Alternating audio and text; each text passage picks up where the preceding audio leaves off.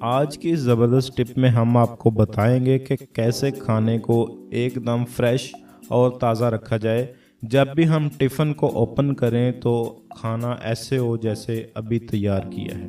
दोस्तों, अक्सर औक़ात क्या होता है कि हम अपने बच्चों को या जॉब पे जाने वालों को टिफ़िन तैयार करके देते हैं, लेकिन वो जब खाने 2-4 घंटे के बाद खाना खाने लगते हैं तो उसमें क्या होता है कि ऐसे हार्ड हो जाती है रोटी के उनका दिल खाने को नहीं करता।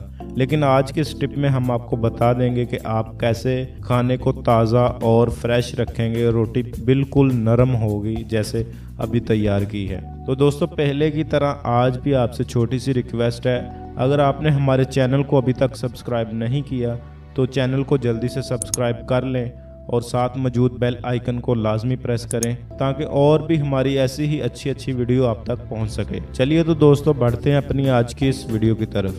दोस्तों, रोटी को ताज़ा और फ्रेश और साथ नरम रखने के लिए आपने एक छोटा पीस अदरक का लाजमी डिब्बे में रखना है और उसके साथ आपने थोड़ा सा पुदीना रखना है।